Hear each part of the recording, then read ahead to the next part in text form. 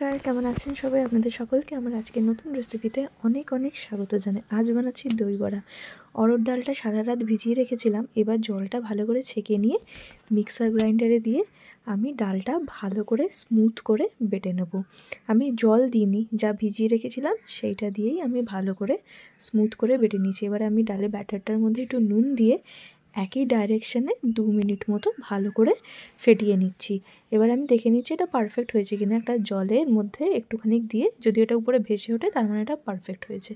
এবার কড়াইতে সাদা তেল দিয়ে আমি বড়াগুলো শেপে এগুলো দিয়ে দিচ্ছি। আপনারা নিশ্চয়ই দেখে বুঝতেই পারছেন যে তেলটা খুব বেশি গরম করার দরকার নেই, গরম তেল এটা ছাড়ার দরকার নেই। এটা ঠান্ডা তেলেই ছাড়তে হবে, কারণ এটা ভেতর থেকে কাঁচা, দুদিক থেকেই ভালো করে এবং ভেতরটা ভালো করে এর কুক হবে, যে কারণে এটাকে ঠান্ডা তেলেই ছেড়ে দিলে আস্তে আস্তে আস্তে আস্তে করে এটা হবে। এটা একদম মিডিয়াম ফ্লেম থেকে লো টু মিডিয়াম ফ্লেমে রাখতে হবে। এটাকে হাই ফ্লেমে একদমই করা যাবে না, তাহলে কি তাড়াতাড়ি বাইরেটা ভাজা হয়ে যাবে আর ভেতরটা কাঁচা থেকে যাবে।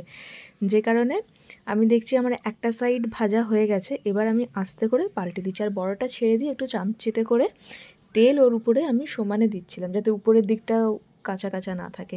আমার অনেকটা ডাল বাটা হয়ে গেছিলো, যে কারণে আমি আরেকটা কড়াইতে তেল দিয়ে গরম বসিয়ে তাতে এবার আমি আরও কিছু বড়া ছেড়ে দিচ্ছি। দুটো কড়াইতে হলে তাড়াতাড়ি হয়ে যাবে জিনিসটা, নাহলে আমার অনেকক্ষণ সময় চলে যাবে, কারণ এটা একদম মিডিয়াম ফ্লেমে করতে হবে। তো এদিকে আমার এপাশে বড়াগুলো ভাজা হয়ে গেছে, দুদিক দিয়েই গোল্ডেন গোল্ডেন ভাজা হয়ে গেছে। ওগুলো তুলে নিয়ে ওই কড়াইতে আবার আমি 3টে করে বড়া দিয়ে দিচ্ছি। 4টে করে দিলে দেখছিলাম একটু সাইডটা লেগে লেগে যাচ্ছিলো, কিন্তু 3টে করে দেওয়াতে সুন্দর হয়েছে।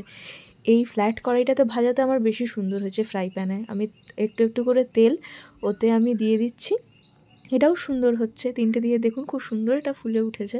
গরম তেল একটু উপরে দিয়ে দেবেন, দেখবেন খুব সুন্দর করে এটা ফুলে উঠবে।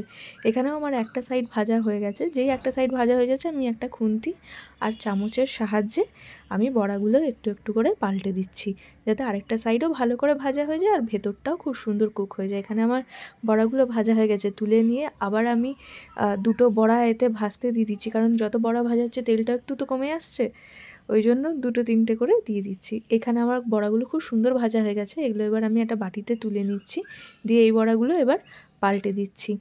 এই বড়াগুলো এখানে আমার খুব সুন্দর করে ভাজা হয়ে গেলে আমি তুলে নেব। এপাশে আমি আরও 2টো বড়া বসিয়ে দিয়েছিলাম, যাতে এই দুটোই লাস্ট বেঁচে গেছিলো, যে 2টো বসিয়ে দিয়েছিলাম। এবার এর উপর দিয়ে একটুখানি গরম তেল আমি দিয়ে দিচ্ছি।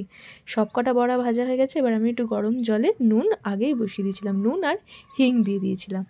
দিয়ে এবার বড়াগুলো এর মধ্যে দিয়ে আগে আমি ইন্ডাকশানটা অফ করে একটু ঢাকা দিয়ে 2 মিনিট থেকে 5 মিনিটের মতো রেখে দিয়েছিলাম। দিতে দেখুন বড়াগুলো খুব সুন্দর জল সোক করে নিয়েছে।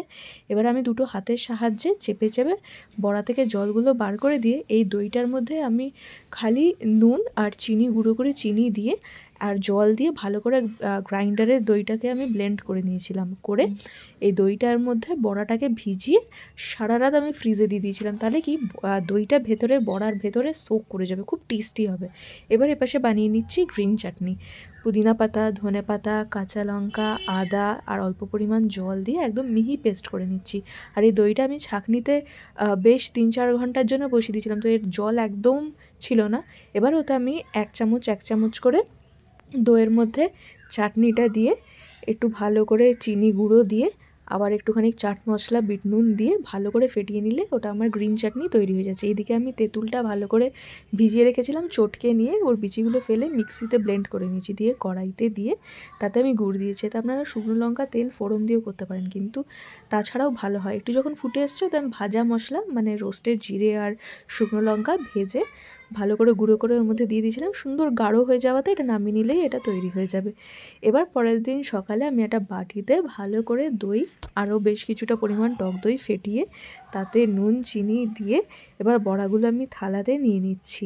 4টে করে বড়া নিচ্ছি, 5টা বড়া দিয়েছি।